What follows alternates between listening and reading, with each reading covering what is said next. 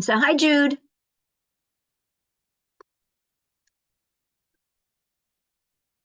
So hopefully this time you can hear us, Jude, and hopefully this time we can hear you.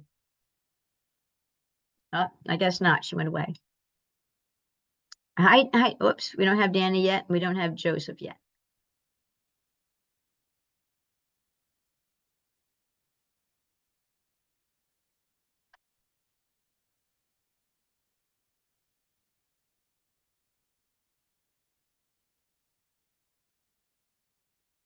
So hi, Joseph.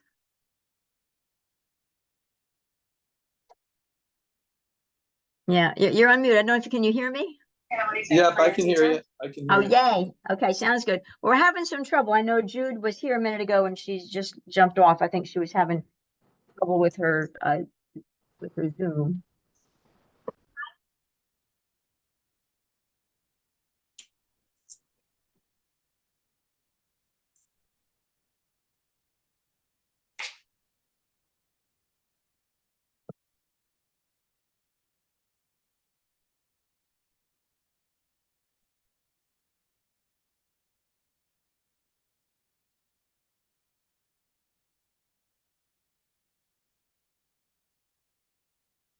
And I was messaging with Connor earlier. Okay.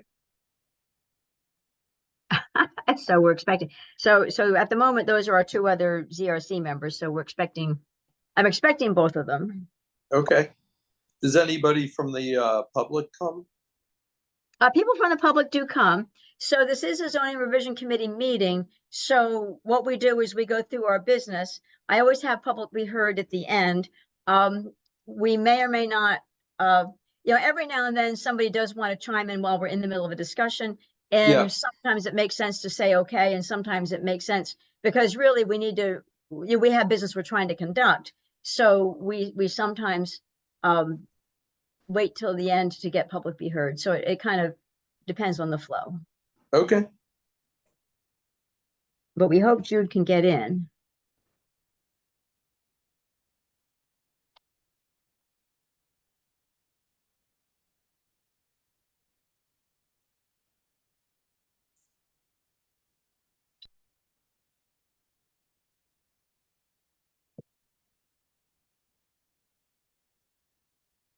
Oh, there's Connor in the waiting room. Yeah. And there's Jude in the waiting room. So my fingers are crossed.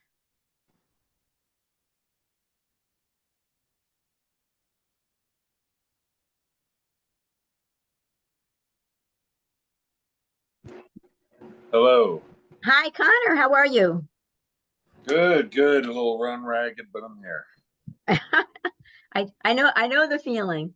And I didn't respond to your text, but anyway, we should see if we can get Jude. Jude is having the same connection problem she had before. Yeah, hang on a sec. Hi, Jude. I see you tried to get in a couple of times.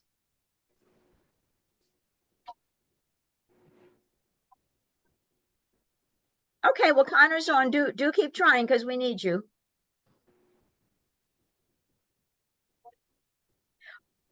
But do you know what browser worked the last time? Because last time you went through a lot of browsers and eventually got on.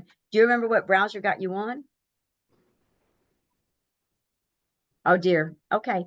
Well, well, Spectrum. I don't know if you're on Spectrum, but I know Spectrum was having some troubles. Over the last 24 hours. So I don't know if there's Spectrum problems, but yes, I'll get off the phone and you can keep trying. And you're in the waiting room again. So I've admitted you. It says you're connecting to audio. I'm hoping for success. I see you're on mute. Well, I'm clicking, yeah, and when I click on ask to unmute, it doesn't do a thing. Well, the other option is I can put you on speakerphone, and because you can see us and you can hear us, correct?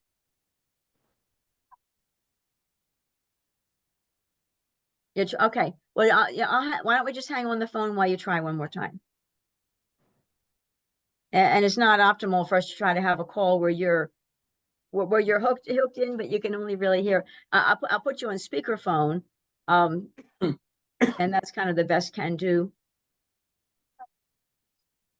Yeah. So, yeah, and just the people that are on the call, I'm just walking across the room to get myself something to prop my phone up with so that I can have my hands free while Jude, because we may have to have her connect through the phone here. Is there, the meeting notice should have a phone number that you can call in yourself. So is it possible, Jude? That's the other option, is see if you can phone in instead of you trying to listen on my phone with me on speakerphone, so people can hear you. The other option might be that you just hook in through phone for audio.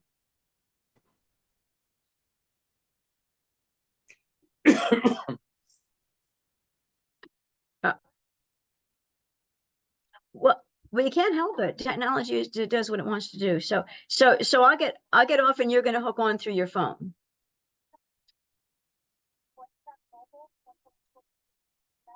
Well, I don't know. So I think what you're going to want to do, I think you're going to want to hook in both ways. So you'll be on twice. Once through your phones, you can hear audio, but once the other way, because you can hear us and you can see the screen if I share my screen. So my recommendation is you log on twice, the one with the way where you can't hear us, but the other way with your phone. But by logging in with your computer, you'll be able to see a shared screen.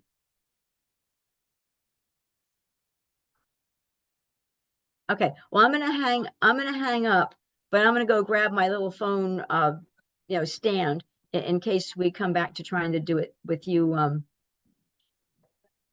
Okay, yeah, I'm gonna hang up, but call me if you need to. Okay, and Michael Henry he just, in case you don't have it, he's just put in the chat, which I know you can't get to, but in the chat he put a phone number. Do you want me to read off the phone number he put in the chat?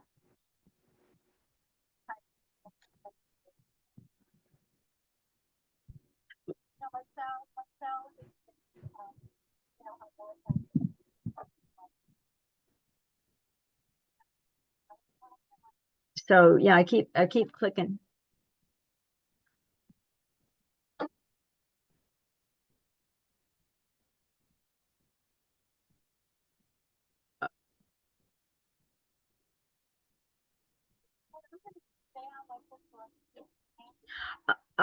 Okay, yes, and then we'll just, I'm going to get something so that I can prop my phone up, so I'm walking across the room so I can prop my phone up. And the only issue might be if my phone runs out of juice, but anyway, we'll just keep our fingers crossed.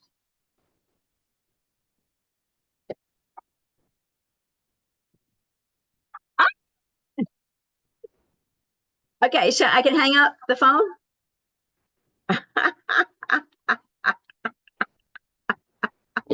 Jude, you're still on mute. Oh, that's funny. There we go. Can we? I'm sorry, I don't know that. Okay, we're good. So, so Laura, I had texted you and asked you if I could say something at the beginning of the meeting, and I'll be really quick. Yes, go ahead. Okay, so what I wanted to say was, last time at the end of the meeting, we got all wrapped up in whether or not someone with a 6-bedroom house could still have a short-term rental. And the answer is absolutely yes, they can only rent 5 of those bedrooms. If that's the number that we land on, you have a 10-bedroom house, you want to rent 5 bedrooms, that's okay, right? Isn't that true? The limit is how many rooms you can rent, not the size of your house, correct? Well, yeah, that's, I think, the way we have it worded. So we Yeah. have it worded, what your rental is 5 bedrooms Right. and 10 people. So the Right. max 10 people and 5 bedrooms. Right. Well, there was that's- a little controversy about whether or not I was discriminating against people who had 6-bedroom houses. But so I just wanted to point that out. Okay. Yeah, okay. And what I will point out for people, well, two things. I tried to put a board behind me so you could see me better, but I see the sun is really doing its thing. But pretty soon you should be able to see me because I put a board behind me to try to help being seen. The other thing I do want to say is what I will very likely do, we're trying right now is the 3 of us that are official ZRC members, Connor, Jude, and me, to come up with a unified document. I am happy to add some comments, and Connor and Jude may weigh in on this. I'm happy to add comments off to the side that says, for example, if the public who is on this call thinks, oh, we ought to go from 5 to 6, I can put that in the comment, because what the ZRC does, the ZRC proposes a law to the town board, and then the town board as a body can make tweaks to it. That's kind of how the process is. We are advisory. So, so I think that going down the path we did, and we did a beautiful job, I thought, last week, going down the path we had where we tried to get a unified document amongst the three of us. But it's okay to document, I can make a note of dissenting thoughts, because it will be finally up to the town board. So I like that we're on the path that we get a unified document, but people are always allowed to speak. I'm a believer in democracy and freedom of speech. So, we'll just kind of see where we go on this. And I certainly understand that some people don't agree. Go ahead, Jude. If we're going to do that, then I think we have to put that out to the general public, not just the people who come to this meeting. Yeah, and This is a very limited number of people who have a particular interest. It's not, I don't think that's the public. yeah, Well, and I just want to echo that, because I mean, I know that you, Laura, were interested in doing that, but we eventually ran up into a wall with the town board and their sort of, glacial pace of fixing their social media policy. And so if that's what we want to do, two things: I think we should just circumvent it, go put out a campaign as individuals to solicit public input, and anything that we put on the final document to send to the town board, any type of clarifying comment, should be voted on by all three of us. Yeah. Okay. Well, so with that being said, and people certainly do have the right to, when this document is done, that the three of us do, anybody on this call does have the right to write their dissenting opinion and send it to the town board. So the town board will get what comes from us without, I hear what Jude and Connor are saying, without us trying to say, oh, and here's what this person or that person thinks, because the public is 6,000 people in Woodstock, and we haven't reached out to 6,000 people. So, so I get what you're saying. So in any event, we're going to continue on our path, but I do believe in freedom of speech, and people will, there will be parts of the process where you can speak up. So that's my thought there. Okay. All right. So that being said, I'm gonna I do tend to write down who we've got. We've got Danny, Joseph. Sometimes I write down who we've got if it's a manageable number. We had Heather and we don't have Heather, so I'm not quite sure where Heather went. So there we go. So I got a question mark. Maybe she'll be back. Okay. So I was just sharing my screen. We're just going to pick up where we were. And Connor, I just real quick, I'll answer your question. I did text you back. I don't know if you saw the text I just sent you. I did. Yeah. Okay. So, and I thought that once, because and my apologies for that we're talking about the scenic overlay, Jude, is Connor was saying, where the heck is it? And I had been working with Judy Kerman because she from the planning board had some issues, and we had a conversation today, and I added some verbiage that, since it came from her, I sent it to her first to say, hey, I think this is what we talked about. So we can all get to, the three of us can talk about that if you want to, or we can just get right to the scenic overlay conversation.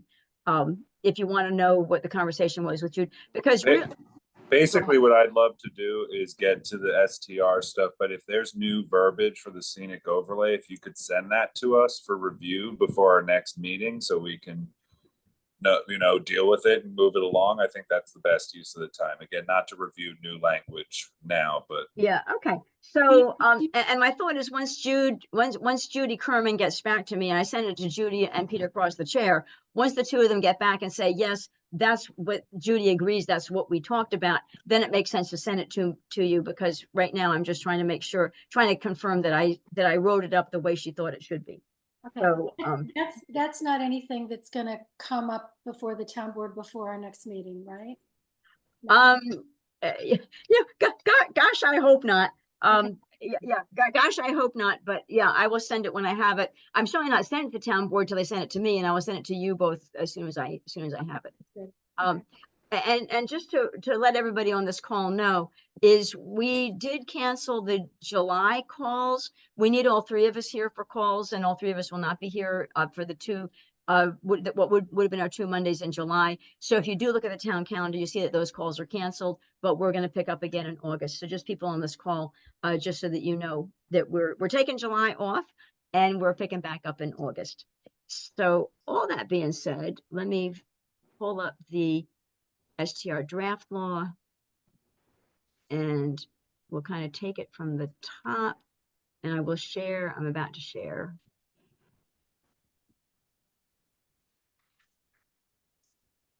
You know, one thing that came up at the very end of the meeting, it was responded to in the form, I think, of a public question, was, you know, whether or not we wanted to put what was going to happen with caps on type 2. And I've had some conversations lately, and well, basically what I'm getting at is that while I do think we need to take a holistic approach and thinking about how much and what we permit, it seems that type 2 is just where a lot of our lost sort of rental stock has come from, or came from, I should say. And I think we need to be cognizant of that when we're threading this needle, you know, in terms of finding, you know, because and again, we can circle back, but, you know, a comment I have that I'd like to the board to consider is, you know, for type 2, I think it should be capped. What's the number? Or why did we change that? You know, there was sort of discussion about that Jeff Collins had proposed about, say, incentivizing long-term rental. Jude, I don't know how you feel about this, but, you know, the idea of saying, well, if there were second ADUs that were permitted as long as the first ones had, I think I've seen in some cases, like in Kingston, when I went to that ADU conference, they were talking about, you know, 10-year commitments to affordable housing, to long-term rentals, and then they would get certain permits. So I just want to sort of make sure that doesn't slip out of the conversation as a means of opening up the housing stock, because if we imagine that type 2 was 180 days a year and only available to people who already had a operating long-term rental, you know, then I feel like on the whole I'd feel a lot better about that, but just putting that out there. Okay, so Kingston doesn't allow any short-term rentals in accessory dwelling units, period. They're not allowed. So, but Okay. they may not be required to be affordable. They have to be long-term or family or whatever. They cannot be a short-term rental at all. Got it. So, all right, well, that's something for us to think about then, I think, because well, I mean, yeah, I mean, you know, we've been leaning towards trying to give people who are residents, you know, primary residents, full-time residents, the opportunity to rent. And I know Laura has very strong feelings about this as well, to rent short-term rental. So there, you know, there are some, I don't know if we want to, I don't know how much we want to dive into the details of each one of these categories, or if we want to try to get through, but there was something else in there that you know, I can't remember what we said, which was D, which is the short-term rental, these permits, this category 2 are limited to ADUs that exist at the time of the adoption of this law, so that somebody can't just build one when they buy a house and then in that STR. And if we're going to try to limit them, and I think we left that in, Laura? Well, I didn't actually have that in my side. So the left side is what I started with, and the right side were changes that I made. So D was in there, and then I did not have it here. So the changes. I see. Okay, so maybe do we want to talk about that? Well, we can. Yeah, I will just say that I have a circle around D as well, asking, you know, the Housing Oversight Task Force did say none.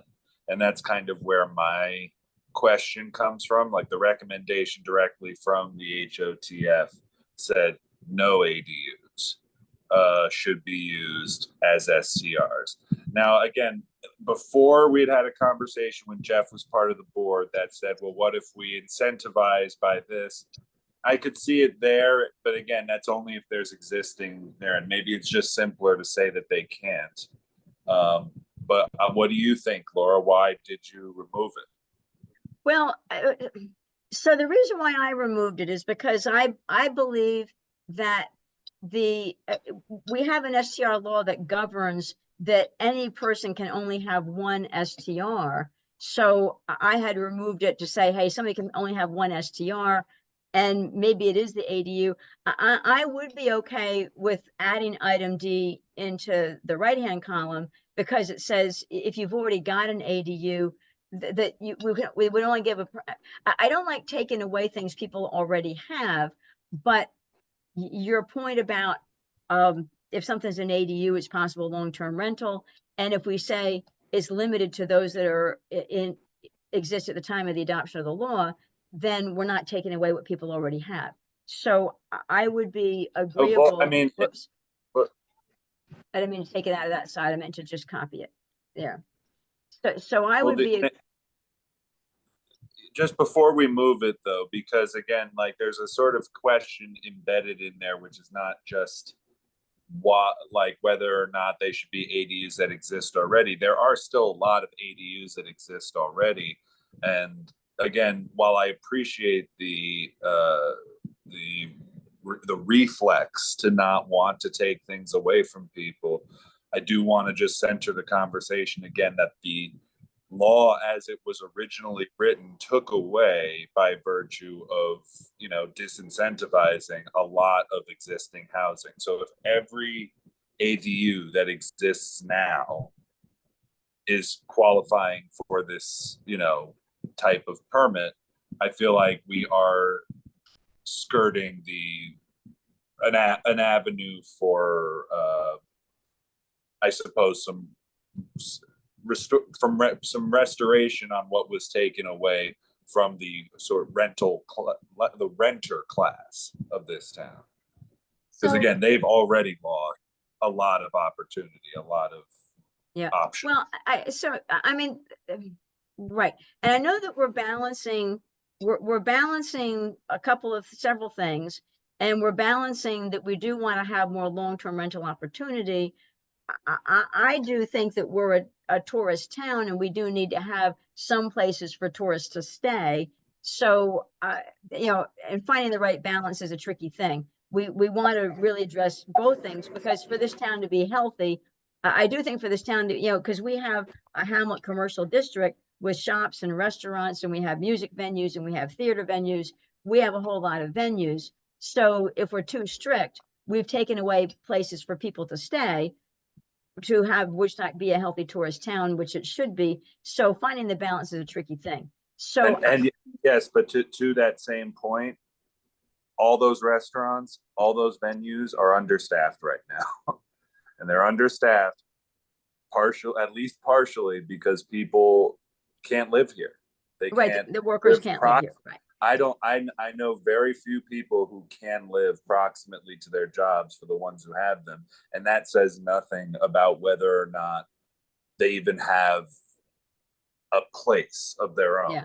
Well, I'm willing to make a note that says we do not have three of us in agreement to me adding, I need to admit one more person to the call. So I am okay with making a note that we do not yet have agreement on what is now item C in this column. I'm willing to make a note that we don't have agreement. I'm not there to say you can't do ADUs at all. But I will tell you that if and when we pass the proposed Housing Oversight Task Force law, that huge 300-page plus proposal, that law does say in it that the first ADU, you know, that allows 2 ADUs, and it says the first one cannot be an STR. So I will tell you that if we pass that law, that you will get what you're hoping for, but we're not there yet in the town to get that passed. So Well, where I stand, and I never liked that statement in that law either, because I thought we would handle through caps how many STRs we have in town. I thought the right way to handle that is through caps of STRs, not making some, what I think is an arbitrary rule. Oh, if you have an ADU, you can't be an STR. I never liked that as an overall arbitrary rule. I thought handling it through caps to, that's how we hit the right balance, is we have a cap and we change the cap each year to get the balance where we need it. So that's my preference. But in any that's event, well, let's then say that, this should be revisited on two terms then, which is whether it should exist at all, number two, and B, if it does, how do we balance out to essentially what will the cap be? And from what I'm gathering, I don't know if you remember last week, I had said, should this be part of the 1% or sort of its own thing? And now, based on the information I've got since then, I'm starting to think this is a critical type of housing, for specific to Woodstock, specific to this area, that needs to be part of that 1% consideration, part of that 5% vacancy consideration. So I'm willing to, circle the wagons on this, but this is definitely, some critical stuff. right. And If you want, I'm kind of wondering whether we should clarify, and this is interesting. I don't know how that became a 3 there, because this is really type 2. Let me see how do we get a, yeah, I don't know how we got a 3 there, but something happened odd. It was 1 on the left. So Yeah, something very odd happened. It's a 1 on the one that I printed out, so I don't know how it became a 2. Well, give me a second to get it back, if I can. Well, I'll have to. It's not coming back easily. I need to fix this. Oh, the first thing I need to do, actually. Well, let me just go there we go. All right. I need to change the date. I always do a change the date so I can, were you going to ask me something, Jude? I was going to point out a couple of things. okay. Yeah. So the first thing I wanted to ask before we go forward, though, is perhaps under the, yeah, we need to fix the numbering here, but in any event, so and I may have taken that out because I thought we kind of agreed to 1, and I may have deleted the left side on purpose because we kind of agreed on number 1. But I guess I'm wondering whether number 1 should say these are non-ADUs, and then because all the ADUs, I mean, maybe instead of saying does it have a shared entrance and shared kitchen facilities, maybe this would be if it's owner occupied and not an ADU, and then type 2 would be all ADUs fall in that category, and then that's where the cap goes. So I had just included the shared entrance, shared kitchen facilities, because that was what, when Jude and Ed Sanders worked together, that's what came out for the type 1. Right. Well, I think if you go back and you look at your other one, I printed out what you sent us. Number 1 is still there. So something just happened in translation, but can I say something here? Yes. So this is how I see the one about the ADUs, is that we do say, if it is the owner's primary residence and during the term of the STR, the property must be owner occupied. So right off the bat, Connor, that's going to be only people who are primary residents. And that was one of the things that we were trying to address, right? Was people who live here, giving them the opportunity. So that is going to eliminate some of those people who are not full-time residents. The other thing was, Laura, it's hard for me to follow a little bit. We did say that you said the number shall be unlimited. And I guess that is for full-time residents, could be renewed. I think that we want to, I think we got to think about this. Is there a cap? Is there a not cap? Is there not a cap?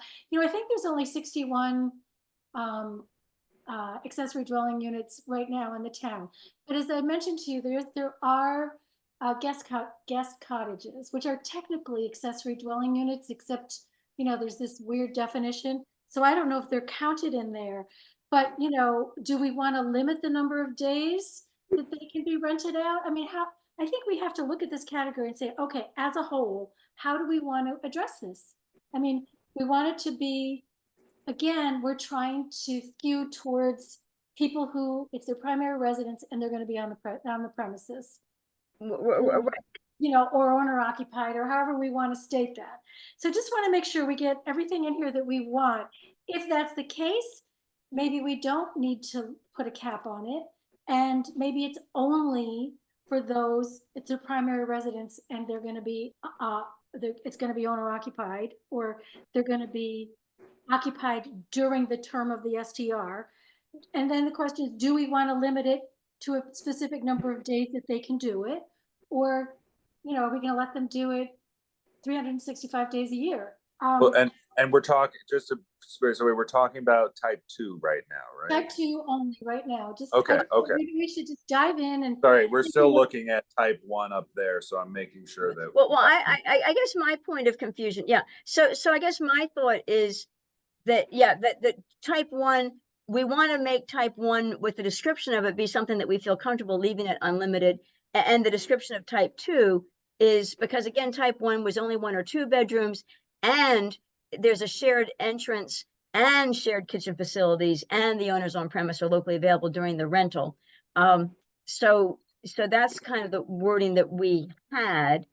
Right. And then so for the item 2 says, yeah, that is the owner's primary residence and during the term of the property must be owner occupied, but does not meet the shared entrance and or shared kitchen facilities. And it may be, so we're saying, so the other thing that we can do is say if it is an ADU, because the way I described type 4 was everything that doesn't qualify as type 1, 2, or 3. And maybe if something's an ADU, we just say that's type 4. Type 4 is going to have the strictest cap. And so maybe we say if it's an ADU, it's in type 4, which is going to have the strictest cap. No, Jude says no. No, I think we really, I mean, this is me. I think I would really like to see this be very narrow for people who are, is their primary residence. They have an ADU, and I think we might also want to add guest cottage there, because that's a technicality right now that they can do it, but nobody else can. But see, here's my issue is this includes, if you've got, again, this is 1 to 3 bedrooms. The type 1 is 1 to 2 bedrooms. This includes up to 3 bedrooms. And if you don't have a shared entrance or you don't have shared kitchen facilities, then we're saying you're type 2, and those things aren't necessarily ADUs. So how much are we going to limit? How much are we going to limit somebody just because you've got a separate entrance, but they've got no kitchen facility? You can't rent that. Back to Connor's point, if you say type 2, if these are the things that could have been rented as long-term rentals, and that's why I want to cap them, except that according to our description, just because you don't have a shared entrance, if you don't have your own kitchen, then in my opinion, you can't really use it as an LTR. If we want type 2 to be things that could be long-term rentals, you know, it's owner occupied, but they also could be long-term rentals. If that's what we want type 2 to be, then we have to change the description of, you know, who cares whether you share an entrance or not, because if it's not, if you can't live there, then it can't be an LTR anyway.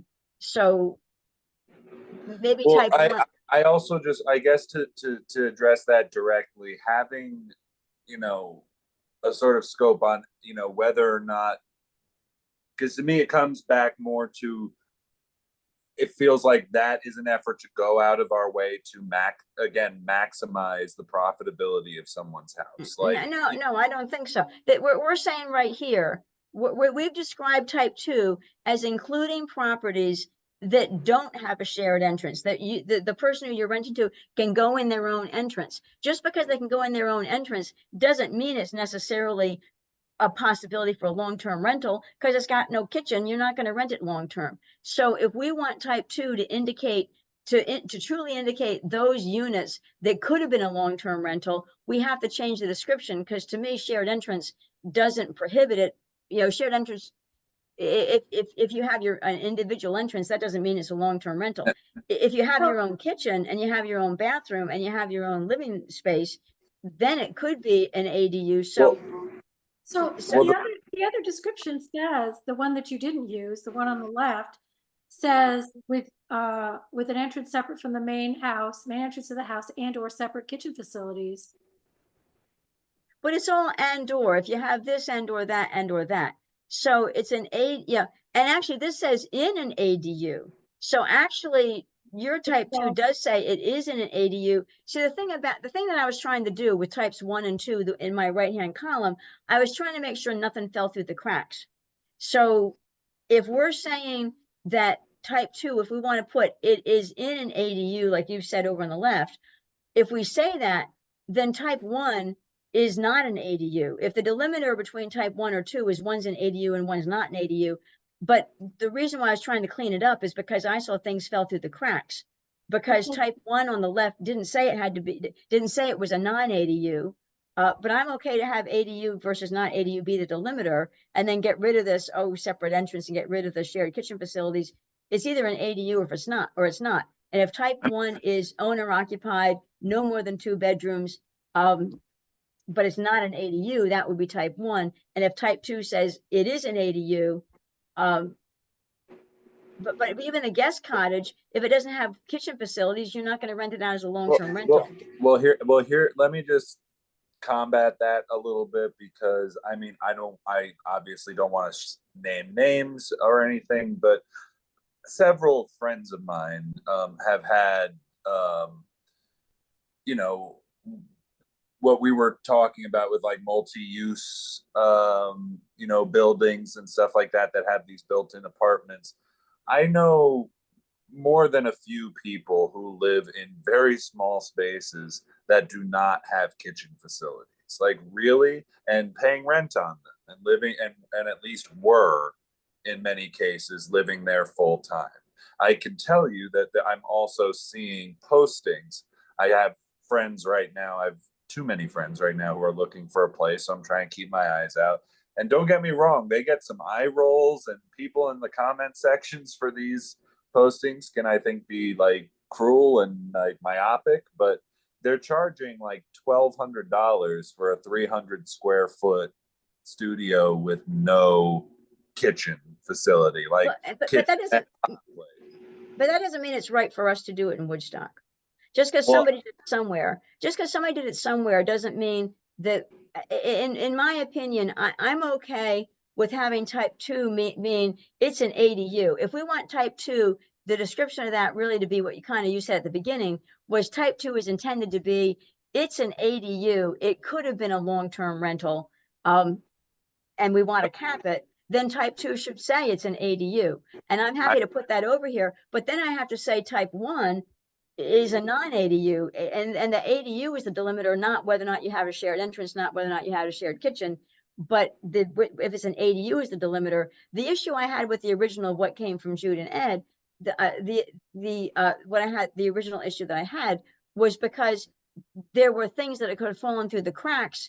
It wasn't described by type 1 or type 2, but it was owner occupied and it fell through the cracks. And that's why I tried to add some words to be clear about if it's owner occupied, is it in type 1 or is it in type 2? So if we just say type 2 is an ADU, then we need to say type 1 does not qualify as an ADU, and then quit the description about whether it has a shared entrance or a shared kitchen. Just flat out say it doesn't qualify as an ADU. But I just want to ask this very specific thing, because I understand the point you're making, but but the examples I'm giving, I'm sorry, hold on. Can you hear me? I can hear you. Did I disappear? No, you didn't disappear. I can hear you. I can see you. Oh, someone called me. Lost my train of thought. Okay, so here just to clarify, because you said just because it happened somewhere doesn't mean we should do it. I am talking about Woodstock, and while I don't want to name names, I will just say I want to pose an example to you, and I want you to tell me what you think. There is an apartment of sorts right above what used to be Maria's. That was always historically workforce housing. You know, in that case, in that instance, we're talking about, you know, one of those roof built, you know, apartments. Yeah. It comes to the point of the house. There is a shower and a bathroom. There's a minuscule amount of counter space and enough room for a bed and a desk. And what I am trying to pose here is that while yes, it's not ideal, and it certainly might seem to us like the kind of thing like without a kitchen, how can you live there? But in Woodstock, people have lived there.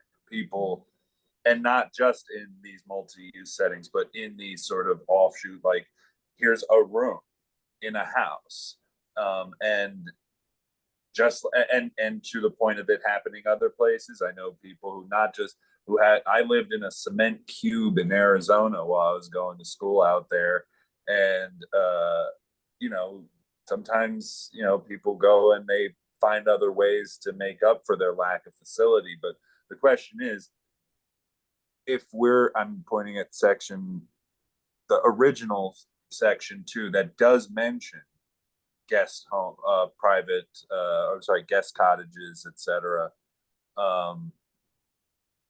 If we don't mention that, you know, as being part of this, I feel like, again, it might not feel like it by virtue of not having all the pieces, but that is historically something in Woodstock that was available to long-term rent. And to me, it doesn't meet the standard of what ought to be. So for me to say that in the STR law, we're going to cap those substandard living conditions, you know, because you could be a long-term rental, and to really expect that people are going to not make it available to a short-term rental and only let them, you know, because if they're not within the cap, then they're going to have to long-term rent it. And to my view, to say, hey, that's what we're saying is the standard for long-term rentals, it doesn't meet the standard I think that we should be pushing. So that's my opinion. I'm happy to add a note in the column that says we have disagreement on this item, but we do have disagreement on this item. All right, well then why don't let's add a note that says that and just stipulates the sort of 2 points that we want to determine. A, you know, is this a healthy type for us to feature? B, what is it going to be part of the total cap, which I think we're all kind of circling around. Yes, it should be. But C, should it envelope guest cottages, I'm just going to say any auxiliary building on a property, which, given how people have been going about this and just buying sheds and tacking them up, I'm inclined to say yes. I mean, again, it's not our responsibility to maximize the profitability of the property. And we've had people come to these meetings and tell us how they have 2 STRs that are active. And like, you know, that's how we can't accommodate everything. Yeah. So what I would do, if we're making item 2, meaning if it's an ADU, meaning somebody, it has a kitchen facility, it has a bathroom facility, it could be an efficiency apartment, it's got a kitchen facility, bathroom facility, somebody could be living there. If we're saying ADUs are type 2, then I would argue that type 1 just says it's non-ADU. You have 1 or 2 bedrooms available that are not considered ADUs, and just make type 1 the non-ADU and make type 2 the ADU. So type 1 and 2 are both owner occupied. The owner is on premise when they're rented, but type 1 is not an ADU, and get rid of the distinction about shared entrance or shared kitchen facilities. Although if it has its own kitchen facility, it would probably be an ADU. So yeah, there's 2 different kinds of ADUs, right? There's attached and detached. So somebody might have, say, a basement apartment. That right. would be an attached ADU. So if you want to separate one, is basically you're renting a room in your house. That's what the intent of it was to be. You're renting a room or 2 in your house. You're in the house with them. They share the kitchen with you. They come in the same door, and people do that, right? So that would be one category. And category 2 would be, yes, ADU, attached, detached, or guest cottage, because a guest cottage, the distinction between a guest cottage and an accessory apartment right now in the law is so minute that I think we have to include guest cottages, because but a guest cottage either has a kitchen facility and somebody can really just live there, or it doesn't have a kitchen facility. And it has a kitchen facility, it's probably an ADU. Well, you know, I understand what you're saying, and technically you're right, but the way the law has been applied is that I believe the difference between an ADU and a guest cottage is a stove. So I can have a microwave, a hot plate, a toaster oven, but I don't have a stove. Everything else, I can have a sink, I can have a refrigerator, all those things. But I don't- Shower, bath, What's that? shower, bath, like No, shower and bath. it definitely has a shower. It has a bathroom and a shower. But I think that has been the distinction for a long time. And I know people have gone under the category of guest cottage and just said, okay, I won't put in a stove. Well, But then well, they but, have, but, they but I mean, have, but they have everything else. They have a sink, they have a counter, they have cupboards, they have a microwave, they've got a toaster oven, they've got the hot plate, they've got everything except the stove. And that's why I think we have to include guest cottage, because the distinction has been so minor. Minute. but here, okay, here's the definition that sits in our document at this moment. An ADU is a subordinate dwelling unit having its own kitchen and bathroom facilities located either within the confines of the principal residence, meaning it's attached, including the garage, if attached thereto, or within a detached accessory structure as defined in 2 CC60 of this chapter, and meeting all the requirements of a habitable space as required by the New York State Uniform Fire Protection and Building Code. So that is an ADU. So getting back to your point, is this doesn't specify, does the kitchen have to have a stove? It just says kitchen. And to me, you could say, hey, you got a hot plate, you got a toaster oven, you got a microwave, you got a kitchen, you know. So Can we just look up what the definition of guest cottage is in here and see what the difference is? sure. Guest cottage, here it is. An accessory building on the same lot used for occupancy for either short-term guests or the owners or tenants. Oh, and I've got it here too. I've got it here too, actually. No kitchen facilities. I just got to tell you, they do. I just know they do. Well, right, but then they should be called ADUs if they have kitchen facilities. They should not be called guest cottages. If it has a kitchen facility, it's an ADU. If it contains no kitchen facilities, and just because things are misrepresented in Woodstock doesn't mean that we should, it's misrepresented. If it has kitchen facilities, it's an ADU because that's the definition of ADU. And so I don't know why things are misclassified. But just because they're misclassified doesn't mean we ought to go with the misclassification use. We've got a definition here, and I believe that this is. So why would we not include guest cottage in this category?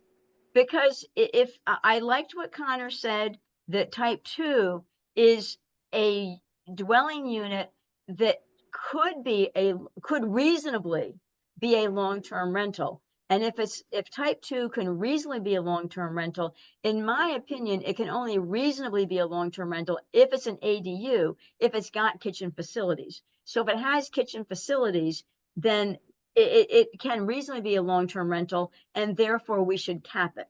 So but again, and I have to point out that is ignoring history and tradition, not to sound like a Supreme Court conservative, but outside the law and in these type of situations, when it comes to the fabric of a community and what that community does for each other to survive. I mean, historically, those have been and can be lived in. And so it's not just about what we feel is reasonable.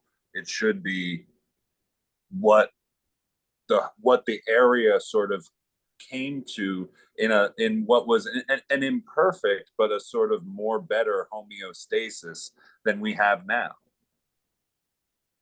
Well, we're going to have an impasse on this item. So this is an item where we just need to acknowledge we have an impasse. Okay, so just a question for you, Laura. So in terms of STRs, where do guest cottages fall in the new version of the law? Would they be a 4? I'm sorry, in the new version of the law? Well, in what we're writing now, where would guest cottages fall? Would it fall under the non-owner occupied?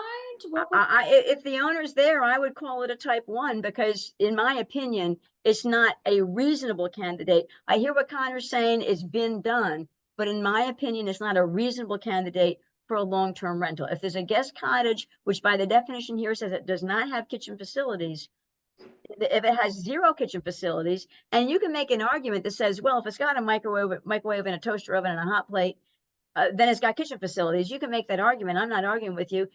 Sure. That could be kitchen facilities. But if something truly has kitchen facilities, then it truly could be a long-term rental, and then it truly should be capped for Connor's reason he stated before, that's a candidate for long-term rental. So cap the STR number so that we hopefully have more long-term rentals. So Okay, I know I'm banging my head against the wall here. So number one, we have it's a shared entrance, right? well, So we do now. Would we add guest cottage to that? And number two, we're not talking, I thought, listen, this is painful, but we have to do it, right? We have to understand what we're talking about. Number two, my understanding was, again, skewing towards people, it's a primary residence, and they are on the premises during the term of the rental, however you want to define that, they sleep there. That would not be capped if it is your primary residence and you are there during the term of the rental. That was my understanding. Are we changing that? Well, if number two, type 2, you're saying, if we're saying we're not gonna, I think Connor was saying he wanted to cap type 2 because these are units that could be long-term rental. If we're That is saying, what I'm saying. if we're saying that ADU is a type 4 and just take ADU out of here altogether, then we wouldn't cap this because it's owner occupied. Maybe we consider capping it, maybe we don't. But if it's this is owner occupied. We're allowing 3 bedrooms, which is more than type 1 says 2 bedrooms. So we're allowing more bedrooms, and we're saying that you don't have a you don't have a shared entrance. People might have their own separate entrance. Then I kind of don't know who cares really. If an ADU is a type 4, if the owner occupied, if owner occupied, we're saying, hey, if it's got kitchen facilities, then it's an ADU, and put it back down in type 4, then I'm not sure why we need to distinguish between type 1 and type 2, except type 2 lets you have 3 bedrooms and type 1 lets you have 2. And type 1 says, hey, you got a shared entrance, and type 2 says you don't. I don't know why we care about the shared entrance. I think we just care about whether it's an ADU, meaning somebody really could reasonably live there. So, well, I mean, I think it's important to have a descriptor that denotes that type 1 is exclusively a common house, like yes. common facilities, common Right. everything. There Okay. is no other doorway. This is a home that is occupied. And in that spirit, again, that anything, I really hope that you can remain open to the idea that anything that is not in that sort of owners present in the same building, these guest cottages and these ADUs are traditionally were housing stock. And so if we are at an impasse about that now, the only, I think, reasonable negotiation is to again severely limit them in a way that encourages the rotation in and out of long-term rental. But the description of type 2, as we have it right now, in my opinion, is not suitable for a long-term rental if it does not have kitchen facilities. If we have a type 2 that does not have, so I'm happy to say, okay, so then I just got to ask, and I'm sorry, Laura, I don't mean to hold your feet to the fire, but like, I want to do a little bit of a thought experiment role playing game here. Like, I don't want to name names, but what do you say to the people who did live in those spaces, who lived in places that did not have kitchen facilities and now are either out of town, or I've seen that, and I will say in this, I won't say who, but in this specific example I gave about Maria's, that person went from living in there to living in a dilapidated trailer. And I just got to ask, like, who, like, what, like, there is an element of like a sort of more malignant loss here. So I just got to ask, like, what do you say? You're saying to him that it wasn't reasonable for him to live in there, but the It was, trail. it was substandard. It's unfortunate. It's a fact of life that there are a lot of millions probably around the world. There are millions of people around the world where the best they can do for living conditions is substandard. So it's just a fact. There are millions of people around the world that live in substandard conditions, but that doesn't mean that we need to say, oh, in our law, we're going to say, we think that's the right place for you, right way for you to live. It's substandard. But some people, that's the best they can do. Some people are homeless, for gosh sake, and that's an even worse substandard condition. So just because a bunch of people are homeless and they live, I'll tell you, in my church in Kingston yesterday, I walked into the garden area of the church, which is the side of the building, and there was a man sleeping on undercover. It was a rainy day. He was sleeping undercover by the door that goes right into the church's kitchen. Well, just because somebody's sleeping there doesn't mean, oh, now that's a place that we can have a long-term rental. It's unfortunate he didn't have another place to be. But we're drawing an arbitrary distinction there when we exist in the 21st century, where the difference between putting a roof over that man's head is not the same leap and jump as someone moving into apartment space like that with a 2-burner hot plate and a coffee maker, which is how a lot of people get their start. There's a lot of how that works. So all I can say here is that we can make these notes and be at an impasse, but to get through them, I think the only way I can see us mitigating that end of it in a way that's fair to both of our concerns is to make them both part of the cap. I don't see, just because guest cottages are substandard in your one personal opinion, that doesn't mean that we need to make an unlimited facility for them to be short-term rental. I think we can make a facility for them to be short-term rental. I think there's a compromise here where where maybe it's part of that rotating stock. And again, this may be easier to get our heads around once we do get through the full list of type 3 and 4 as well, because again, part of my thing with type 4 is like, I don't like the idea of catch-all sort of areas of this, because it feels like we should be very prescriptive in what we're allowing. We don't need a whole diverse plethora of options in gray areas. It should be, very specific delineated examples of what's acceptable. And if we say, okay, these can't be set aside in any way, or they have to exist, then they also have to be limited.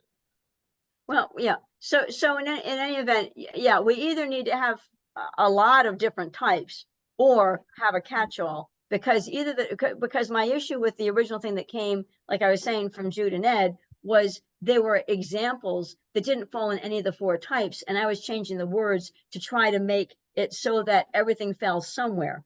And the easiest way to do that was to have type 4 be the catch-all. So because if we're saying, so I'm okay, like I'll be okay with type 2 to have it not include ADUs, meaning it's a short-term rental permit, a property with 1 to 3 bedrooms available to rent. It's the owner's primary residence during the term of this STR. Property must be owner occupied. But say, and if it does not meet the shared entrance, but if it does not meet the shared entrance or shared kitchen facility standards, well, then in my mind, if it has its own kitchen, or maybe it has 0 kitchen. So if something has a kitchen and it makes it an ADU, in my mind, then it's not a type 2. It would go into type 4, because now you're talking about, if it's an ADU, I agree with you that I think we're both in agreement that an ADU could be a long-term rental and that should be capped. We're not in agreement over whether a guest cottage that has no kitchen facility, it has 0 kitchen facility, a guest cottage which does not have kitchen facilities, in my mind, that's not a candidate for a long-term rental. But then you say, well, but it's got a hot plate, it's got a microwave, and it's got a toaster oven. Well, now I think you could make the case that say that is a kitchen facility. So then that makes it an ADU. So in my mind, if you have 0 kitchen facility in a unit, in my mind, it is not an ADU. If you have kitchen facilities, and maybe again, you're lenient of how you describe kitchen facilities, but if it has kitchen facilities, then you pop it into ADU, and then we put it in type 4, which is going to get the strictest cap. So, so I think that I think we're getting so far confused on all of this. So I think maybe we leave this, we define it, and we leave it to the building department when they do their inspection, whether they call it an ADU or not, right? Right, It's something that somebody could live in. And I still think, and I think I told you, according to what I saw on that spreadsheet, which, you know, may not be accurate, because I know that there was somebody who came to one of the meetings about the permit fees, and they're not on that sheet as being an ADU. They're on the sheet as being owner occupied, but they have an attached ADU from what they described. So if there are only 12 of them that are listed as ADUs on that spreadsheet. Now there may be a few more. I don't think it's I don't think there's a proliferation of them. I don't. But I think this is what I think type 2 should be. Okay, this is my opinion.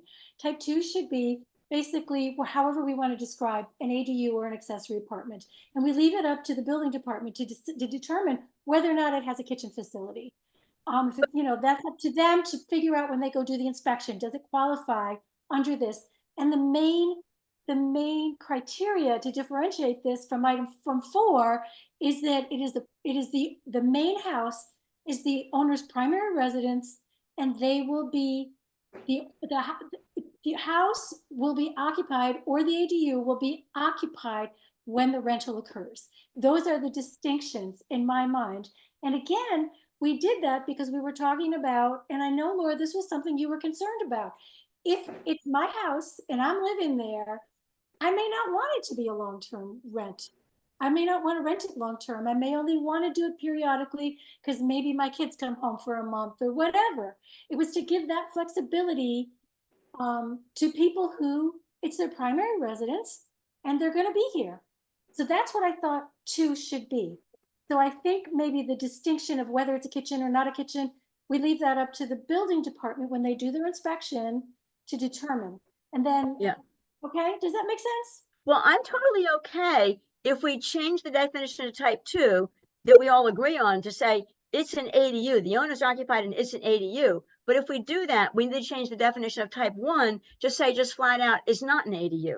Okay. So if the distinction is between type 1 and type 2, type 1 is not an ADU, type 2 is an ADU, then I'm okay with that. What I'm not okay with is you have 2 definitions, then you have all these gaps of things that didn't fall in either of them. The definitions need to be, you're either one or the other. You're not somewhere in the gray area. I'm trying to get rid of the gray area.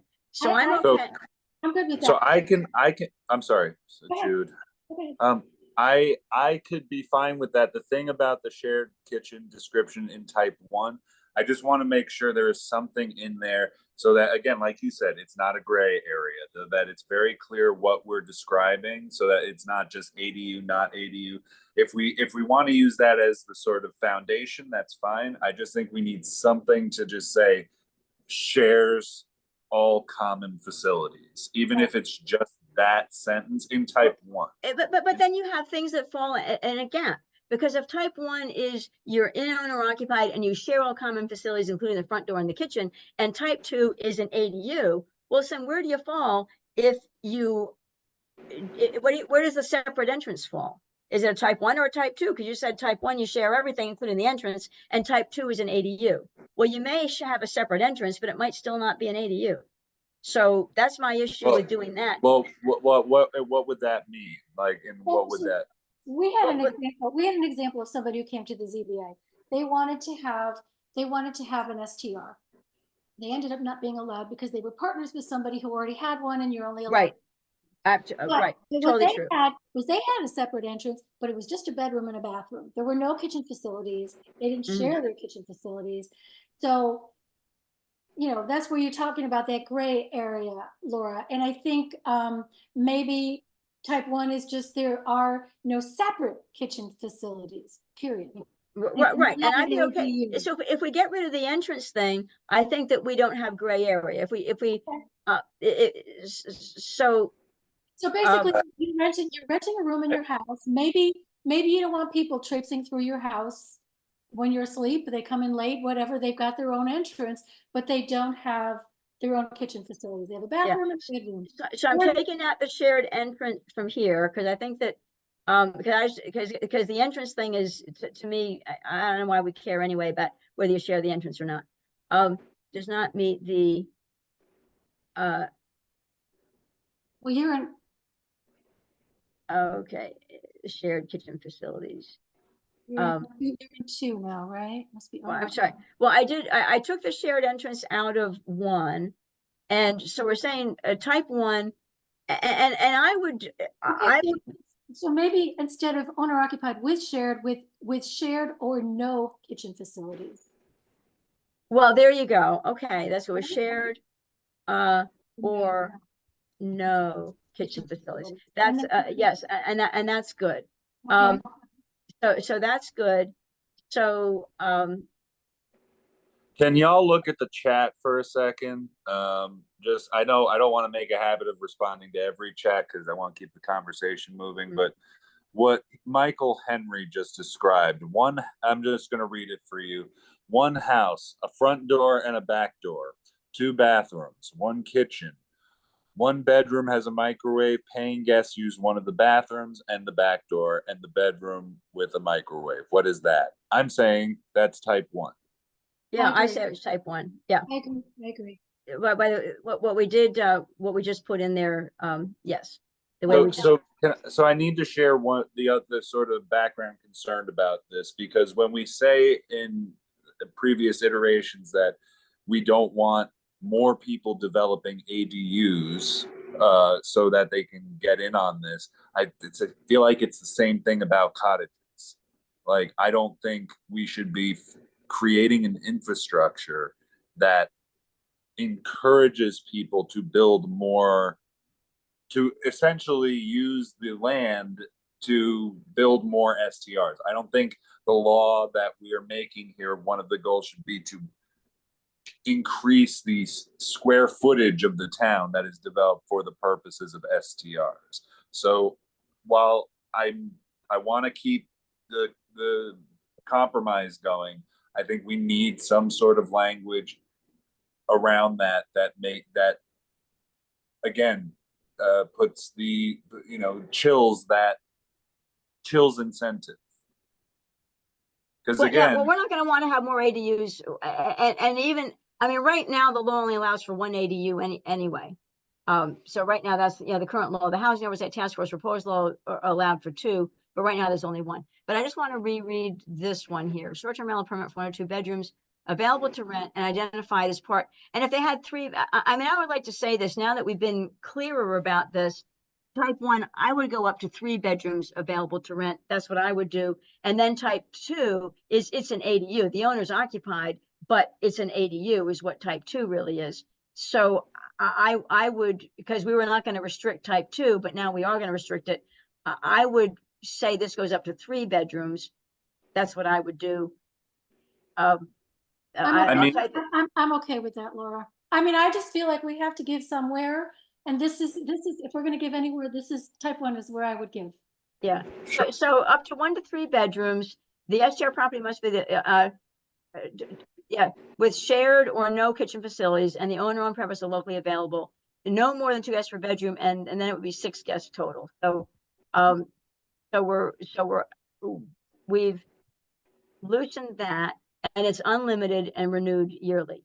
And then we get to the short-term rental here, which is a type 2, a property with 1 to 3 bedrooms available rent must be the owner's primary resident during the STR. Does not meet that has a kitchen. We'll just say has kitchen facilities and qualifies as an ADU. That's kind of the point. Look, and I just, again, because in my perfect world, I would really love to see Guest Cottage hop back over there and us put in some language that sets an even cap for for lack of a better word, for auxiliary apartments of any type that are habitable, if not optimal, and give the opportunity to get to rent those the same way we will for type 4. If we did that, maybe they could still be a separate cap from type 4 because they are owner occupied. Well, see here, okay, so here's where I was thinking we were going with this, is that this thing about this separate, and maybe we even call it OO ADU, maybe we change the title of it to owner occupied ADU. Yes. Okay. Or AUX for auxiliary. Well, okay, so let me, Right now, they're accessory apartments, but you can call them, because the law doesn't have ADUs on it. ADU permit. Yeah, but we can call it an ADU just for clarification. For clarification. Yep. So, and then I'll get back to Connor's point in a minute. So, because what, and let me just go down to the definitions and fix that. Should remember we have shared type 1, and then type 2, we just changed this to ADU. Right. Now, okay. Okay, let me just get this here. Just throw a. Okay, so well, hang on, I had something I wanted to cover before we move off this. So given that it's an ADU, and then I agree, Connor, with your point that says, and I really, if it's a guest cottage, again, if it either has kitchen facilities or it doesn't, and as Jude says, let the building department decide if it has kitchen facilities or not. If it's an ADU, we limit it because it's, as you say, Connor, it's part of the long-term rental stock. If it's a guest cottage, it doesn't have a kitchen, and I don't categorize it the same way. It doesn't have a kitchen, it's substandard. And I understand people live in substandard ways. There was a guy sleeping outside on the concrete, concrete stoop in front of the kitchen door of my church yesterday. He was sleeping there. It was substandard. Just because somebody does it doesn't mean we're going to put it in the law that, hey, if you do that, now you can, now we can have somebody sleeping on the stoop and, they can be living there. He was living there. He was there 2 days in a row, for gosh sake. And that doesn't make it right that we can say now we can, But it does mess with the fabric of the community, and it does beg the question: what is to prevent homeowners from just going out and building a bunch of guest cottages because there is this through line to maximize the profitability of your property? When we could be doing things to encourage the development of ADUs for long-term rental. But the thing about it is, if you have owner occupied, you've got somebody who is part of the fabric of their community. So, and we're saying if they did build guest cottages, we're saying it couldn't be more than 3, because we're saying type 1, if you get more than 3, you're in type 4. So if they did have 3 guest cottages, then they can be type 1, but if they have 4, now they're type 4, and we still have somebody who's the fabric of the community. But if it has kitchen facilities, then it's an ADU, it's a type 2, and then we get rid of this thing that says it's unlimited.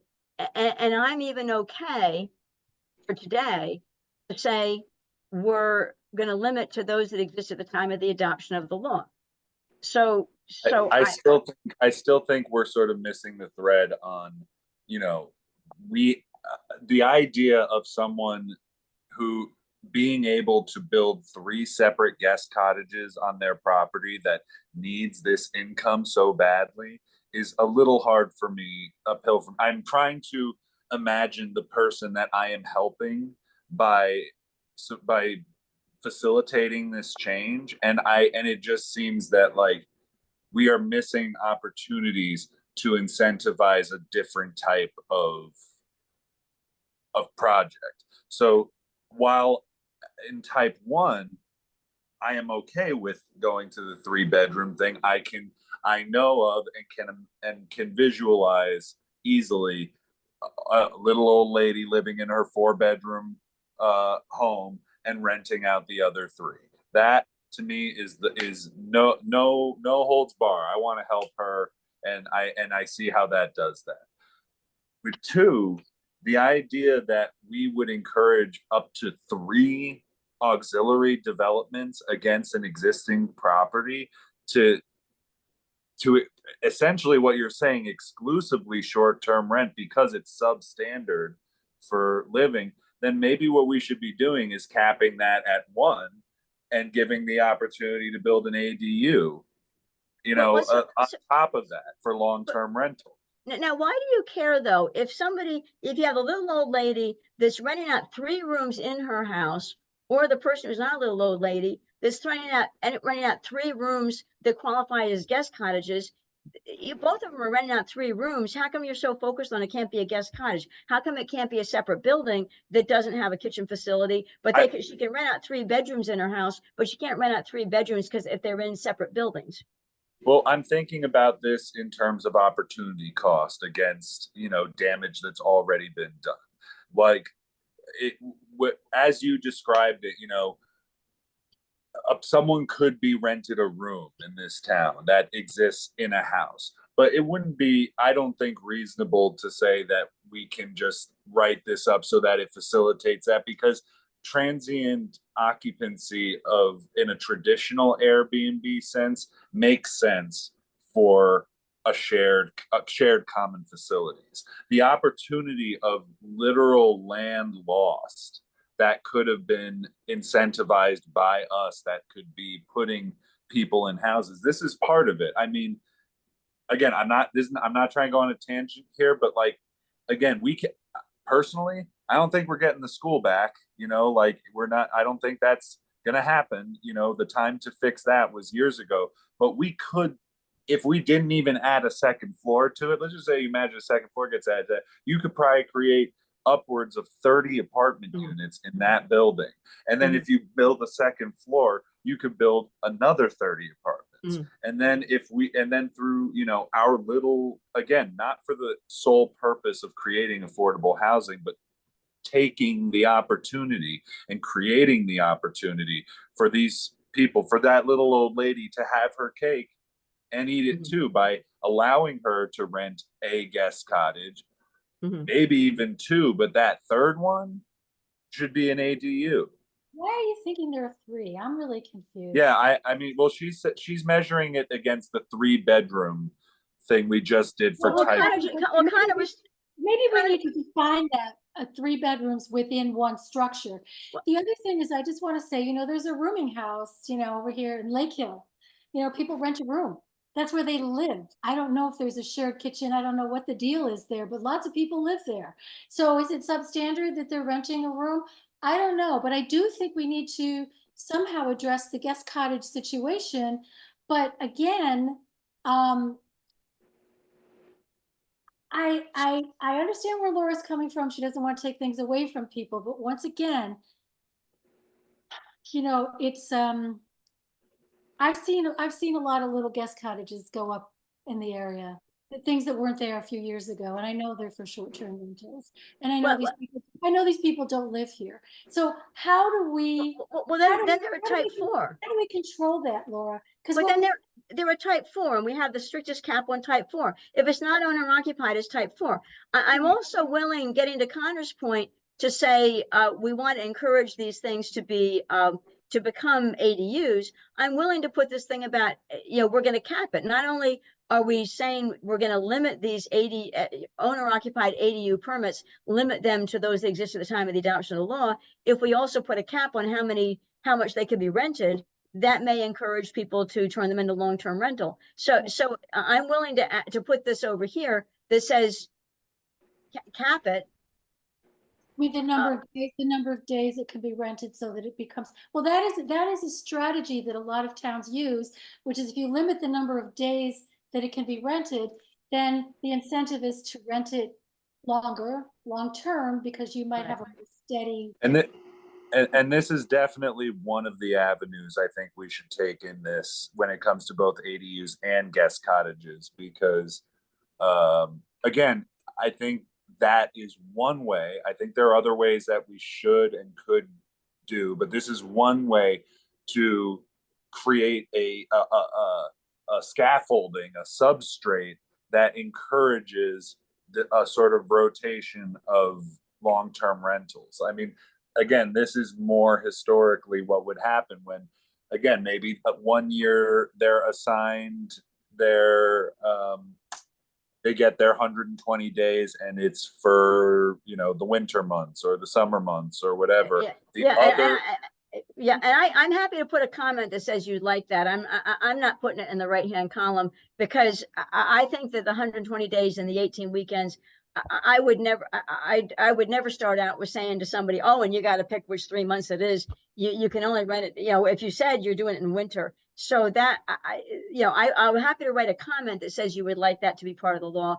But at this point in time, I'm not sold on adding it. So I'm happy to make a note of it. Well, that's fine. I'd love it if you could please put it as a comment, because what it's trying to address, I'm sure, can be mitigated other ways, which is, again, keeping in mind the vacancy rate, keeping in mind some sort of cognizant effort being made to say that at any time of the year, there is a healthy amount of opportunity for long-term rental.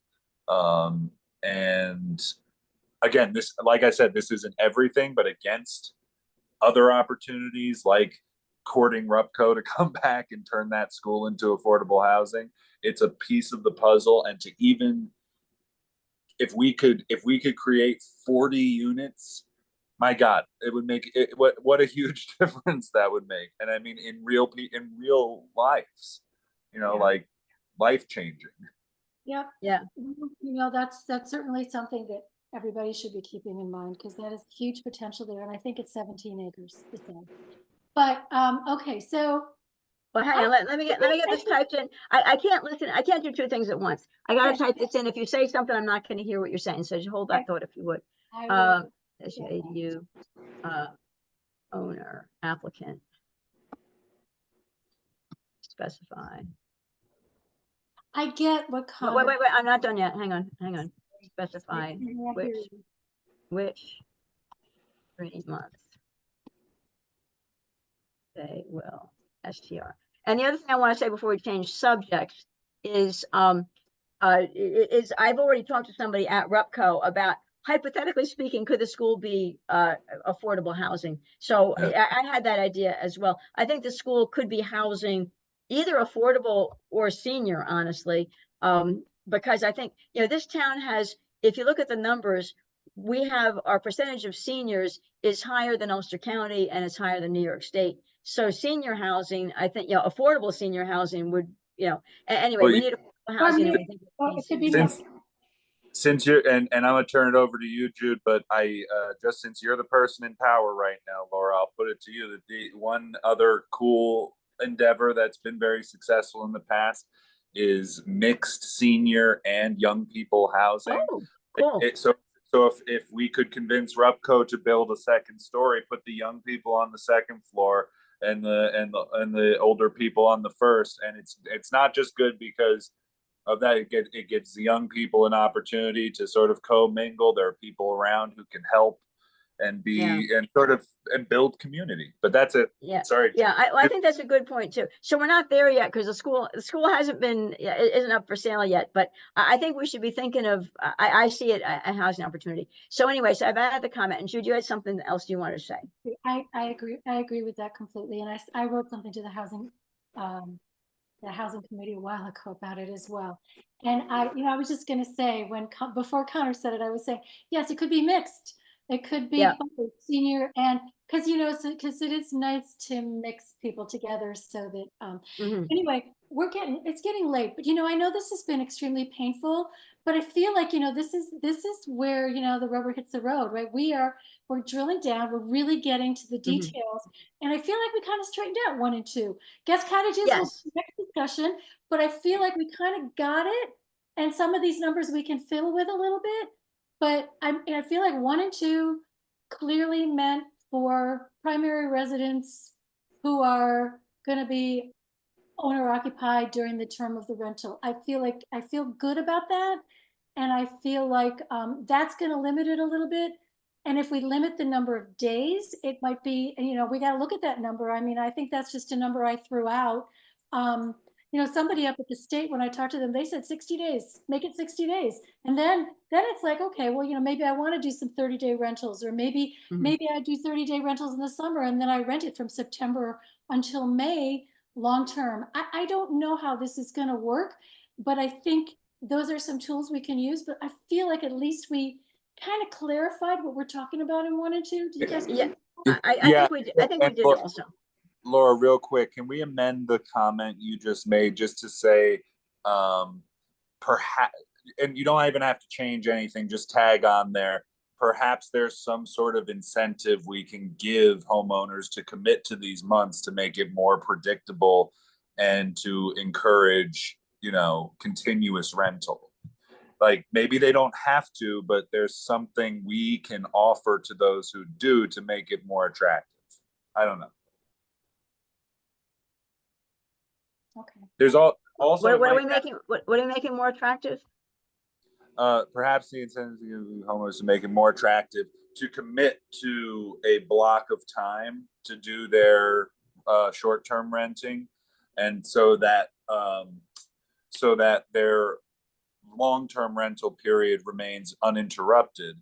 And then if they commit to doing that, maybe they get to the top of the list faster, or maybe, I don't know. I don't know what that incentive would be. It's just, that's sort of the goal, is to sort of, my goal in there is to say, like, if it becomes more blocked out, then the rhythm for them to make the housing available, which is what we're trying to encourage, becomes more possible.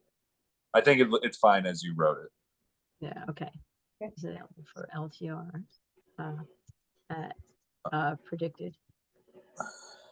What's that predicted times? Okay. Okay. So I think that we're good, and I agree. We kind of got through one. I need to fix the you know, I need to fix this a little bit. So we kind of got through one. We got through two with the one, you know, thing that we're still thinking about, and we did three pretty well last time. So we'll kind of start with three next time to just double check it, and then we'll go on to four. I did want to just touch on number 3 really quick. I want to look at that because, again, I want to consider this against the changes we just made in terms of ADUs and guest cottages. Like, when I imagined type 3, it was really for the main building.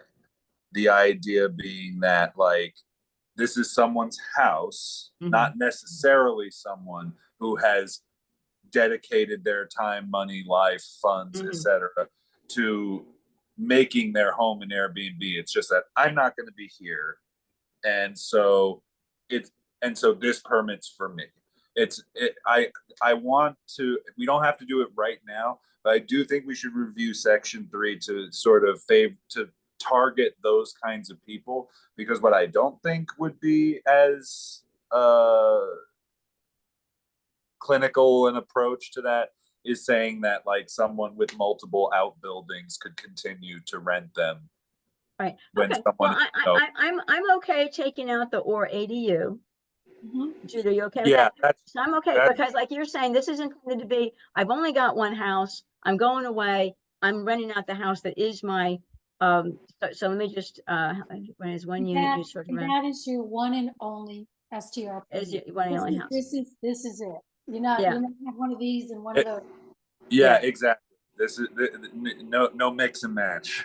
Yeah. Okay. So I'm okay with that, because then we have, because again, that gets kind of to your point that if you're and for some reason I click something, all of a sudden it moves. I don't know why.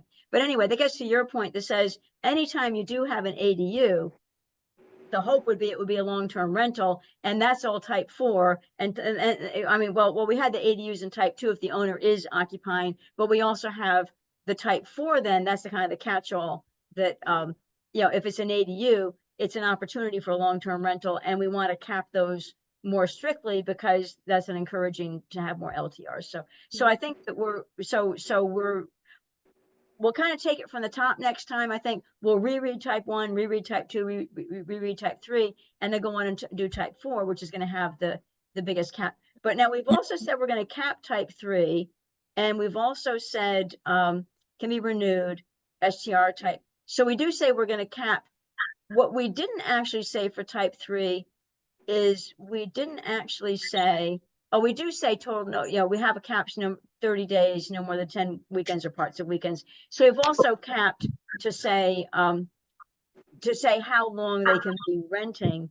And that being the case, I'm not sure how much we want to cap the whole number of these limited permits, because we've said it can't be an ADU. We've said, you know, you can only do it 30 days, no more than 10 weekends. Do we really feel like we need to cap the number of these owner? We can think about how strictly, maybe Yeah. not strictly capped, maybe they permissively capped rather than strictly. I could see this being a separate cap aside from, I think there should be a limit, you know, especially if we're not going to designate blocks, and like, it seems like a good opportunity for people to say, I will be away during these months. And depending on if we do that or not and how manageable it is in that regard, because there's someone who's still going to have to account for all of this. So I could see us keep out of the 1% cap, but still have. I think we're gonna need to talk about this, and it's Yeah, 8 for o'clock. You know, Okay, it's sure. just like I'd say something, it really is something to think about. You know, when I spoke to the guy in Kingston, there were so few people that were interested in doing this. Now, Woodstock's very different than Kingston, but I know there are people who probably do it now, and I think the building department looks the other way, and we're just trying to bring them into the, you know, getting into the permit process. So, but I Yeah. think this is another discussion. But I personally feel like we got somewhere. I know it was really Oh, yes. uncomfortable, but I feel like we're making progress. We are. So I think we're good. I'm gonna, as soon as I see if I can figure out what happened to the numbering, I'll send this to you all. And do I still need for 2? Do I need to keep the left-hand column for 2? Because we kind of got. I'd like us to keep it for now, because there's parts of that we do really need to kind of come back and Okay. help. Okay. So yay, we're good. So I always. I would like to go back to Danny Bloom's question that somebody read from the chat about what would this be categorized as, and we said it would be a type 1. It would be a type 1 if it was his primary residence and he was on the property, sleeping on the property. So I'm just qualifying. Oh yeah, that was Michael Henry, by the way. Oh, was it Michael Henry? I'm sorry. Whoever it was who brought that up. Yes, type 1, if it's your primary residence, and if you are, I don't know how we're going to define that, but you're there during the rental, however we said that. And we may have to work on that language a bit. But okay, it's 8 o'clock. I think I'm fried. Yeah, well, there you go. I will stay on for public be heard. Anybody, our guests each have 3 minutes if they choose to say something. I will stay And I'm on sorry, for. and I'm so sorry, but I'm gonna have to run now. I'm working 7 days a week, and I'm heading out of town tomorrow. But when I can't be here, I do come and I watch the end of the on YouTube. So let me have it, people. Yeah, I'll watch on YouTube too, Laura. And I appreciate your capturing the comments. I did look at them from the last time. So thank you. Okay. I will capture the comments before we go. So, okay. So I'm staying on. We have 4 members, 3 minutes apiece for anybody that wants to, I don't know whether Sarah, Michael, Danny, or Heather, if you had things you want to say. Oh, Michael, I'd like to speak. Michael, why don't you go ahead? You're, I've clicked on ask to unmute. Michael, I don't know if you can unmute. Yeah, hi. Thank you for everybody's work again. Just in listening to the discussion, I'm struck sometimes by how different goals and concerns seem to get mushed together, and it's not clear what goal is trying to be accomplished. So there's goals about making sure doing our best we can to have affordable housing. There's concerns about not incentivizing people to build new housing that isn't going to be long-term housing. There's concerns, I guess, about quality of life and noise and trash, which is what I think is underlying the concern that someone be on the premises. And there's concerns about prioritizing people who consider Woodstock their primary home and giving them, having that be the most lenient for permitting. And these are all valid concerns. And as you're discussing the rules and how to define an ADU and all that, it seems to get very mushed up. So I think it would behoove everyone to maybe just get very clear about what are the goals you're reaching for and what does each rule or definition, where does it relate? Where does it click in? Because I'm trying to follow this discussion, and it's hard because we don't have the document. I don't think you made. Well, right. I get that. And yeah, hang on just a second here. Yeah. So yeah, and I feel like the goal is, I don't see them as conflicting necessarily, because we do want to prioritize the person who lives here. We want to prioritize the person who lives here, who is part of the community. We want to make it easy for them to get a little extra income by renting out rooms on their property. So we are prioritizing, because if we're totally revolving door, then we don't have community. But as I said earlier, we need to have a bit of a balance. We are a tourist town, and we do have shops, we do have restaurants, we do have music venues and theaters, and to be thriving in every way, we do need a place for people who want to come here to stay. So I see a balance as being needed, but I do see us, and I think that Connor and Jude and I agree, we want to prioritize the person who lives here that needs a little more money. No, I completely understand that. And like I say, all of the goals are valid, worthy goals, and they're not necessarily contradictory. But as you're making definitions about what's an ADU or separate entrances or the owner having to be on premises, they don't always seem to be clearly related to which goal goes where. So having someone be physically on premises seems to me more about worrying about or rude neighbors versus someone who considers this their primary home and goes away for a weekend and rents it as an SDR because they're traveling for a weekend. They're not on premises.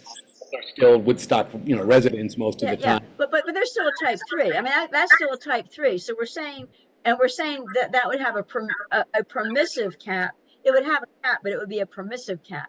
So we're saying that the person who wants to rent out their home because they're not here and they're just going to let somebody be in it while they're not here, that would have a cap, but it'd be a permissive cap, because we understand that they are a resident, and they're not going to be there anyway. It's not going to be a long-term rental because they're going to come home after the weekend. So that would have a permissive cap because they're a community member. Look, I'm not sure what the rationale is for distinguishing between someone who's living in the house that weekend and has someone staying in the bedrooms, and someone who lives in the house all year is away this weekend and rents that same bedroom, but they're not home. So it's not a big deal. It's just the discussion seems to get mushed up. The other thing, I haven't been here for a week or two when you've been discussing the number of days and weekends and stuff, the different permit levels. I think we should definitely get some feedback from the short-term rental community about what makes sense there, because some of the numbers are, clearly not going to incentivize anyone to short-term rental. If it's down to, whatever I saw, 10 weekends or something, that's probably the same as saying. Well, that's the snowbird. I mean, and we shouldn't, maybe people say don't use the word snowbird, but the idea of the 10 weekends is somebody who, they do go away. Maybe they go away for January and February, and they're gone. They're going 2 months out of the year because they go to Florida. They're going to rent out while they're gone. So that's the idea of the 10 weekends is that if you have a whole bunch of weekends, then you got a revolving door. But if you really are the primary residence and you're just going to rent out when you don't happen to be in town, then it's a lower. And we're up to 4 minutes. When I started timing you, were up to 4 minutes, and you were talking 2 minutes before that, I think. So anyway, let me go to Danny because Danny's got his hand up. Okay, hi. I apologize, but I cannot figure out how to get my video working. So you will be denied the glory of my charming and beautiful face. Yeah. Okay, so I just want to say that do appreciate the work you guys are doing. I can see that there's some struggle there, and it makes a lot of sense to me. I want to kind of pick up where on something that Michael was saying. The complexity of this might be a bit unnecessary. So, for instance, if you if we as a community have the goal of increasing long-term housing stock, Mhm. um, and disincentivizing the building of new short-term rentals in places that could be long-term housing, uh, instead of or maybe in addition to making all of these, as Michael was saying, very complex rules and regulations, which there, every rule adds an opportunity for a loophole. Why not say that, okay, it's the job of, for instance, William Spencer or someone or some group of people to determine which, uh, let's say, type twos, because I mean, type one, look, I mean, in my opinion, type one should be free reign, but I won't. That's a sidetrack. But specifically type two, determine whether this is suitable long-term housing or not. Um, I try in a situation like this to not be particularly self-serving, but I'm a very good example of this right now because I have a really fully equipped small apartment, which is completely impossible for me to rent it as long-term housing. It's impossible, and I could go into the reasons, but it doesn't matter. There's a bunch of people like me who, for many reasons, can't do this long term. Now, why should those people be, for lack of a better word, punished? It seems like there's a bit of punishment going on here. Well, And I don't really see it's sometimes either an ADU or it's not. So we added the terminology in type 2 that if you're owner occupied, if it's an ADU, somebody could actually live there. If you've got, it can be a small room because there are such things as efficiency apartments and people can live in them. It can be just a room and it has a galley kitchen and a bathroom. People live in those. Oh no, So of course it's possible to live in, but it's as you were saying earlier.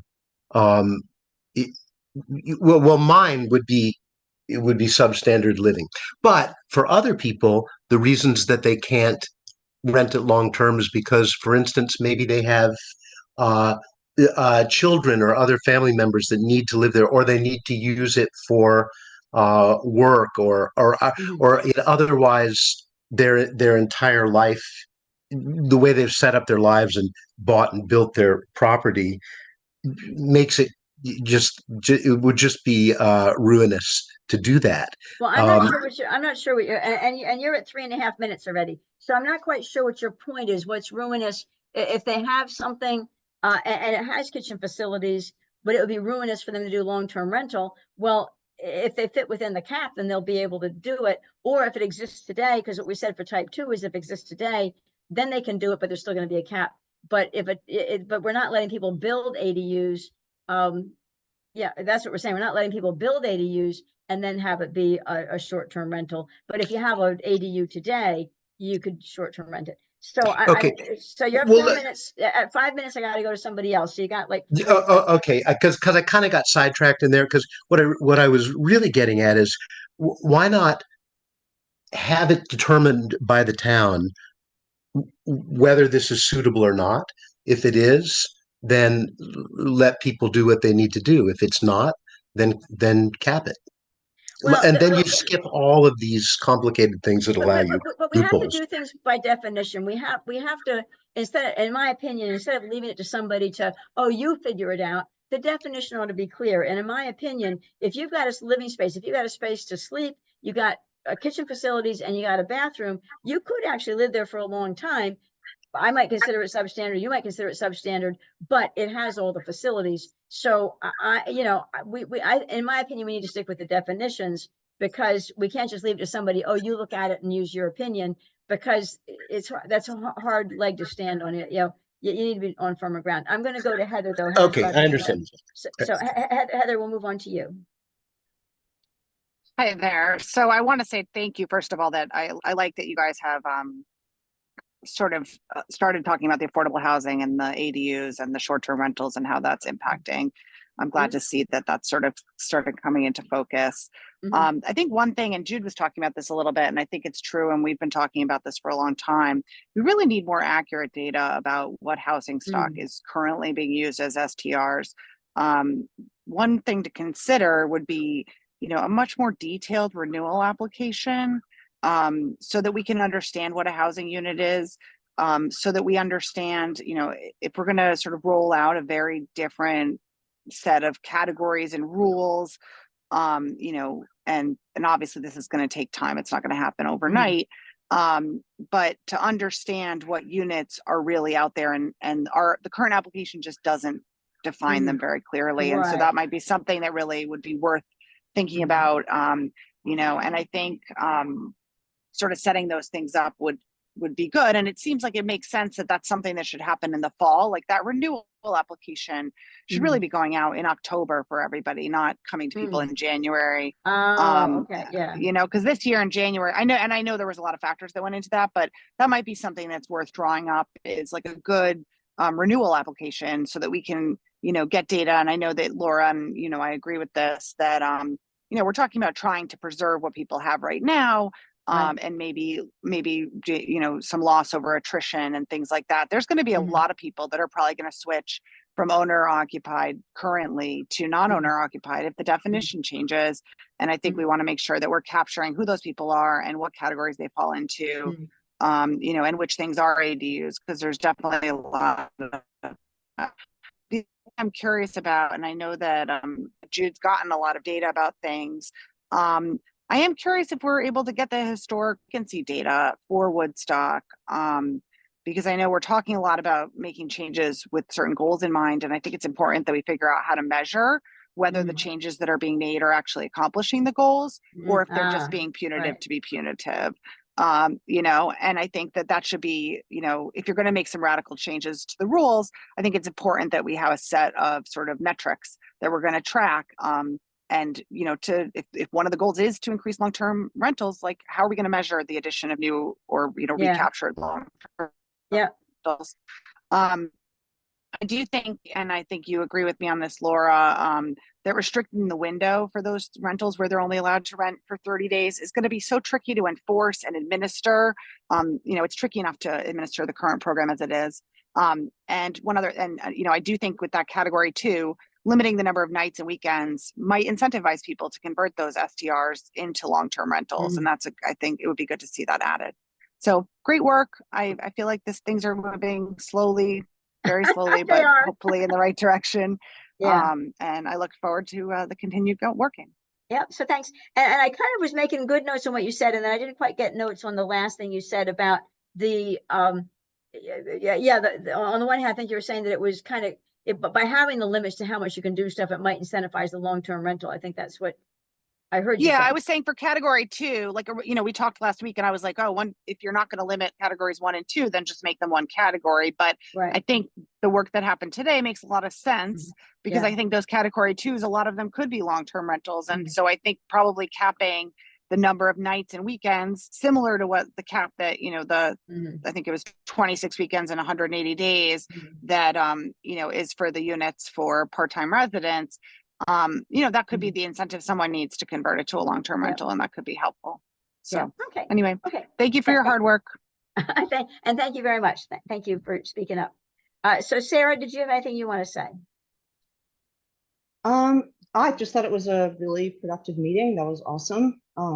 Thanks. And just thanks for everyone being so thorough. I really don't have much to add. I had my comments. Just with that last, you know, Heather just gave me some food for thought there. And while we're talking about the definitions of ADUs versus guest cottages, et cetera, you know, just those fine details, I'm wondering if it would be productive maybe if we could invite Butch to join, or Bill to join, just probably Butch would be better, for just refining those definitions for us. Perhaps that's a good idea. Okay. So I may reach Is, out. is that possible? Well, In the near um, future, just, you know, those, when we get into the minutia of that, I agree. You know, everyone works really hard. Connor is saying he's working 7 days a week. That's and I know he's a hard worker, and then there's outside communication to prepare for these meetings. It's a lot. This is a lot to go through. yeah. So So getting back to either Bill or Butch coming, I think what I would more likely do is show them the definitions offline and ask them to comment. But I think that, you know, having them comment, but these are the definitions that I believe I pulled them from the current law. So we didn't kind of make those yeah. up. I think that I think that I pulled them from the current law to pull down what is there. But in any event, Well, that's a thought. I'm confused, and I apologize for interrupting you. Just Oh, no, go ahead. just to save time. But just as a person who's gotten a different answer from the top as to what those different definitions are, I just want to make sure that as you move through this, he is on the same page as you are, and I understand what the definitions are as written. But just so everyone is on safe base, let's say, as we move forward, protecting the residents. And you know, Heather's 100% right. This is so hard to enforce. So while we're looking at that, that's a lot, I think, of our trouble. That's a big job too, right? Right. Yeah, So, well, yes. and there it's are a always lot of challenge, different yeah. circumstances. We have wacky old buildings here. Having that historical information, that would be golden. And there are lots of little repairs and upgrades people do to their homes, right? So it would be wonderful to have all of that. That's such a huge task. Yeah, that's it. Okay. But I just think there was so much movement made. So looking forward to the next meeting. Yep. Okay. And I don't know if you're on when I mentioned that we are actually not meeting in July. So our next meeting Yep, I'm here. will be, okay. So what reminded everybody, Yeah, our first next one in. meeting, the second Monday in August will be our next meeting. So, Okay, great. okay. Yep. Thank you, everybody. I'm going to grab the you. comments, capture the comments, and then I will close the call after I've captured the comments. So thank you, everybody, for weighing in and for being here to be part of the process. And I'm just grabbing. Thanks, grabbing Laura. comments. Okay, thank you all. Have a good night, everyone. Thank you.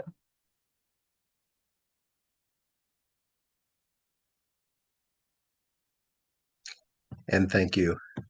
Bye-bye. Okay, thank you, Danny.